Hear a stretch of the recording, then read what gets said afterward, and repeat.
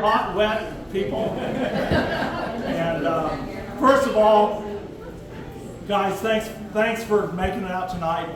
I take this as a sign, a positive sign, a good sign. It's an omen of success. So, you know, I'm going to sleep well tonight, knowing that it rained on our opening night. So, 2017, folks.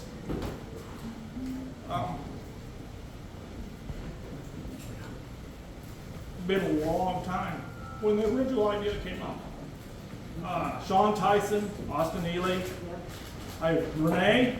I don't know, I was trying to think if you were part of that group or not. Maybe at the very beginning. Yeah, at the very beginning. Just roundtable discussion about a grocery store and about, it developed into a processing distribution. How can we help local farmers? How can we grow the economy? I mean, when you look at all the pieces, and there's people in here, Dave Bishop, Jeff Hake, a lot of people who know this so much better than I. But economically, in every piece, when you look at it, there's no negatives with it. It's all positive. So it was an easy for me to jump on this one, 9 years ago. And so what's made us strong is our people. You guys got to, because we're so close tonight, you got to meet a lot of people, and I like that because we're from all over the state of Illinois. We're from 13 different states, our stockholders. And now lately, we've met so many new wonderful people this last 6 months, last year. I mean, it seems like I've been on a rocket ship meeting new people. And it's made us stronger. It's made FarmFED stronger. And we have some real good friends in the state legislature that are trying to promote local foods, and we appreciate that, Sally. And we appreciate everything you're doing and what everybody's trying to do there. Because what's happened is, when we had this idea 9 years ago, all the pieces weren't in place. And I compare it to, it's good to see you. I compared it to in 1900, somebody wanted to go to the moon. And it was a great idea, but there was no way to get to the moon, all right? Then computers, then rockets and everything, and now the idea of going to the moon made all the sense in the world. I think local foods had to have all these steps in place to make it work. And now everybody's coming together, and it takes collaboration and it takes working together, and that's one thing that we really push to do. So for those of you who haven't followed us here since December, I'll tell you, in December, Jim just reminded me, we had a November meeting. We sat right at the table right here and raised our hands whether we shut the doors or we moved forward. Everybody raised their hands.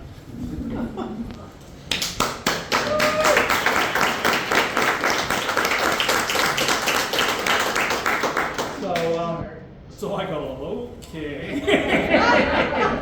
You want to move forward. And so we just all dug in, and every board member, every person, if we had not one of these people here, we'd be in trouble. Because everybody's taking a piece of this, and there's just no way one person could have done it. So 5 strategic goals to begin 2025. Ensure success of moth pilot project. You guys got to meet some of the moth folk here tonight. We were hatched from the same egg 6 years ago. They got up and running. 5 years, a community grocery store still up and running. That's remarkable. I think they need a round of applause.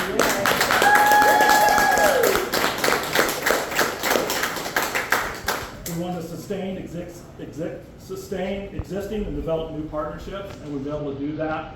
We have some really great partners that we've worked with for a long time, but we have reached out to a remarkable new group of people that have just been 100% behind what we're doing, and we've gotten behind them. And we've realized that those partnerships are going to help make us successful. You guys want to come on in? Yeah, come on in. You good? Okay. We want to improve our communications with not only our stockholders, but the whole state of Illinois and those people out there who have an interest in local foods. We dropped the ball for a while on that, and we apologize for that. We lost our vision a little bit, but we realized that we need to make sure that we stay in communication with you, and you guys reach back out to us. We wanted to develop and establish a pilot food processing initiative, and we're right at the forefront of that. Tomorrow we have a strategic meeting, all-day meeting. We're going to make a lot of decisions about what our products are going to be, about hiring new personnel, and about how we move forward. So it's very exciting. And then, okay, you guys really listen to this one. Conduct a fundraising campaign, all right, to provide needed capital through the end of 2026. We've kind of went hand to mouth for about 3 or 4 years here, guys. And it's not easy making good decisions when you're like that. We realize that a lot of our strength comes from our stockholders and people investing money. Grant money's great, but you can't depend on grant money to kind of sustain you. It's very limited what you can use that grant money for a lot of times. And a lot of times you can't use it for operating and for personnel. So we're gonna have to raise money. So that's part of what we had out here tonight, to start educating people on that. We'll kick off the full campaign July 1st. And our goal is to raise $250,000 by the end of 2025. That'll allow us then to make really good decisions as we move forward. I forgot our princess and our queen here. I want to let them introduce themselves really quick, please. Hi everyone, thank you so much for having us. My name is Abby Arnold and I'm your 2024 Miss Logan County Fair Queen. Hi everyone, my name is Sophia. I'm senior 2024 Little Miss Logan. Welcome. And one thing we want to do is get a picture with them before they leave tonight. And when they walked in the door, I said, we hit big time. Come and join us. Thank you so much for being here. Okay, we are going to turn it over to Molly Pickering. She is the policy director for Illinois Stewardship Alliance, who has been an integral part in everything that we've been doing and integral in the local food system in the state of Illinois. So, Molly.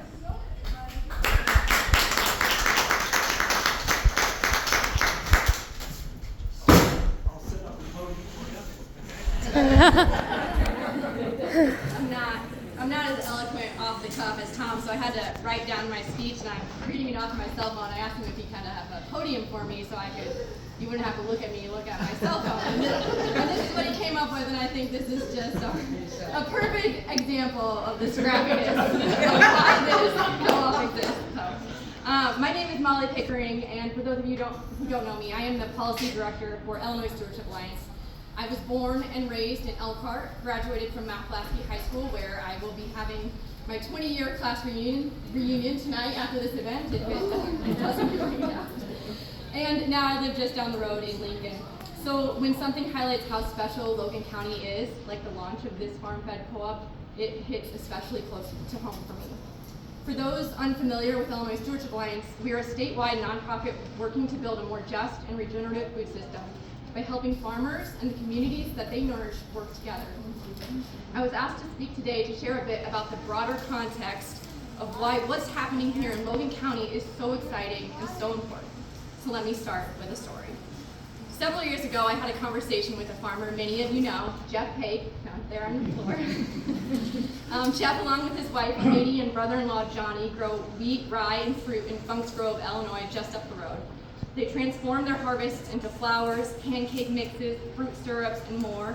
And he told me he wanted to sell to schools and institutions, but there was one big problem. There is no grain mill nearby. He was making a 5-hour round trip to northern Illinois just to get his grain mill. Without local infrastructure, scaling up to be able to sell to schools just wasn't possible. That conversation with Jeff was one of the many we had across the state. We heard from farmers who had no place to turn their excess tomatoes into sauce, no equipment to freeze their sweet corn, no cold storage to share with their neighboring farms. Again and again, we heard the same message. The demand for local food is there, it's growing, especially from schools and institutions. But the infrastructure to meet that demand simply doesn't exist, and it's out of reach for small farms and food businesses. So we asked Jeff if he'd be willing to share his story with his lawmakers. He picked up the phone and called Senator Turner and Representative Bill Howder, and they came to his farm, saw the challenge firsthand, and they listened. Not long after, Jeff and other farmers across the state worked with us to draft a bill, the Local Food Infrastructure Grant Program. It proposed $2 million in funding for projects like food hubs, grain mills, canneries, and co-ops. Senator Turner and Senator Kaler of Peoria championed the bill, making it a bipartisan effort. And folks right here in Logan County helped push that bill over the finish line. In 2023, it passed. For those of you who understand the budget situation in Illinois, you recognize how monumental that is. The next year, during the first round of grant funding, FarmFED Co-op was one of the very first recipients of this grant.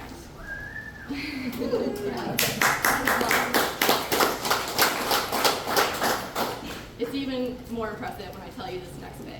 So to give you some perspective, the state received over 250 applications from farms, food businesses, and communities across the state, totaling more than $23 million in funding requests for this new grant program. Only $2 million was available. That tells you two things. First, the need for local food infrastructure in Illinois is enormous. And second, FarmFED's application stood out in a very competitive pool. That speaks volumes about the vision, the planning, and the people behind this co-op.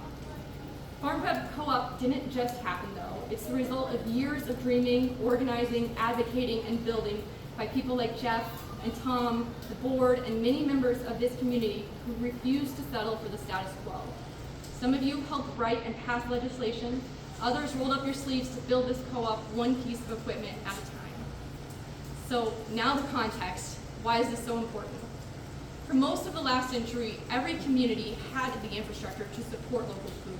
Mills, butcher shops, grocers, local trucking, processing facilities. But over the past 50 years, the shift towards consolidation and a globalized food system has gutted that infrastructure and gutted rural communities along with it. Despite being a national leader here in agriculture production, Illinois currently imports about 95% of the food we eat. That means 95 cents of every dollar that you spend on food leaves our state. Around $46 billion every year that could be reinvested in local farms, businesses, and communities. And the consequences go beyond economics. A system that prioritizes cheap processed food comes with environmental costs and serious health implications. Diet-related diseases are on the rise, especially in rural communities like ours. In Logan County, we feel this. We have the second highest obesity rate in Illinois. Many areas are classified as food deserts where fresh food is not available within 10 miles. Farming communities are shrinking, and for fruit and vegetable farmers, the barriers are even higher. But the people of Logan County haven't sat idle. Many years ago, not many, but 8 or 9 years ago, Abraham Memorial Hospital, along with the community, started a farmers market in Lincoln to increase access to produce and health screenings. In 2021, Mount Pulaski residents took on the challenge of their own food desert and launched Market on the Hill, a cooperative grocery store right here. Recently, Lincoln School District 27 began transforming their cafeterias to serve more scratch-made meals and sourced from local farmers. They're now one of the leading school districts in the state that is sourcing from local farms. And today, Mount Pulaski is once again leading the way with FarmFED Co-op. By all rights, a small fruit and vegetable co-op like this shouldn't exist in today's economic and political landscape. But here it is. That's a testament to this community, to your determination, creativity, and grit. The opening of FarmFED Co-op means local farmers finally have a place to process and aggregate their produce, making it easier and more profitable to grow food for local markets. It means schools, hospitals, and grocery stores will have better access to fresh local fruits and vegetables from right here in our soil. It means more food dollars will stay in Logan County, supporting local jobs, businesses, and families. It means our region takes one bold step closer to being able to feed itself, and in an uncertain world, that kind of self-sufficiency is priceless. And lastly, but importantly, it strengthens the social fabric of our community, because community-led projects like this bring people together and build the kind of connection and pride that make us resilient. FarmFED Co-op is living proof that when people come together, real, lasting change is possible. And while launching a co-op is a monumental achievement, it's only the beginning. The road ahead won't be easy, but if history tells us anything, it's that the people of Logan County will rise to meet whatever comes next. You all should be incredibly proud of what you've built here. Congratulations.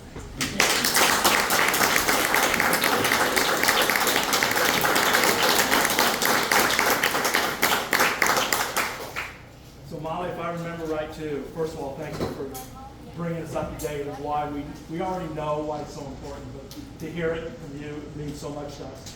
So you were sat on the Market on the Hill board, one of our first initial board, Yep. When you were able to help us out. So Molly's always been a part of what was going on here. So that's very exciting. few thank yous, and there's no way after 9 years that I can touch everybody, because everybody in here has had a part of this probably. But there's a few people that stand out. Cindy Jackson, our GM, who's not with us anymore, was with us for 3 years and kind of took everything on her shoulders, and we appreciate everything that she did for us. And we've learned a lot over those 3 to 4 years, and Cindy was a great help to us. And we found out that it took a lot of us board members to take on the responsibilities that she was doing on her own. All of our board members, we've got a unique group. We're from all over the state of Illinois: Chicago, Bloomington, Springfield, Atlanta, McLean. Jim and I are from Mount Pulaski. Sherry's from Bloomington, and Laura Fox is from Bloomington. We have a unique group of people that, well, it's Zoom calls now, and it took me a while to get things accomplished on a Zoom call. I did not like it. I like eye-to-eye, face-to-face, but we've gotten pretty good at it. And we do a really good job, and we've broken into teams, and we've gotten a lot accomplished, so thank you to the board. The Illinois Stewardship Alliance has been integral in what we've been doing. Enel, which is our wind farm company here in the Mount Pulaski area, provided the seed money for us to get up and get running on this. They're still providing monies for us. They come and meet with us every year. We've got $10,000 going into the local food banks that they're providing. They're also giving us a couple extra grants here this year to help keep our doors open. Economic Development Board here in Mount Pulaski, the Community of Mount Pulaski, and the City Council. EDB has been a backer from the very beginning. This was their main project when they started, and besides the grocery store, and they've remained committed to us and enabled us to keep our lights on. If you probably couldn't notice tonight, but because it was raining, but we just got our brick wall retuck pointed and fixed. It was a $25,000 project, of which we raised all the monies from local communities: Longview Bank, Illinois National Bank, and the Danner Trust of the Mount Pulaski Library. I got to tell the number, $15,000. They enabled us to fix and secure this building, and that's a big deal to all of us, even if they're not from Mount Pulaski, is to secure this building and start building on the town square. So many of them are being torn down, and we wanted to refurnish it and make it better, make it long-lasting. And I look out here, and to every one of you who I see, new friends, old friends, we appreciate everything you've done. The encouragement. Cheryl's finding out how long. I keep this a secret sometimes. I don't put it on my calendar so she doesn't know every meeting I go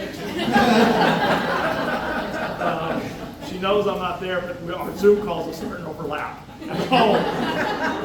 So that's become a problem. I'm on a Zoom call, seems like 3 or 4 times a week with this thing. So thank you to all. As Molly said, it's just the beginning. I want an easy button like on that commercial. I want to hit that easy button so badly. I know it's not going to be easy, but I think we've gotten over a hump, guys. We've gotten over that mountain that we were struggling getting over, and I think things are going to fall into place, and you're going to see a lot of exciting things.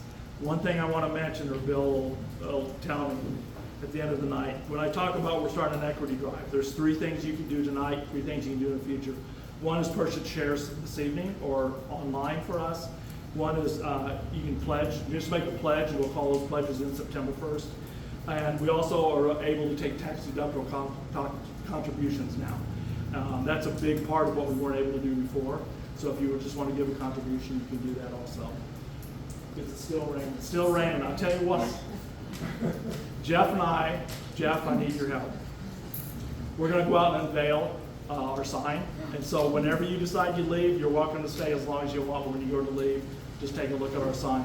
It was painted by a local artist in town who's done a lot of our work and helped design our logos, as a matter of fact. Scott Lindley does wonderful work. It's all hand painted, and we're thrilled to have a piece of his artwork above our store.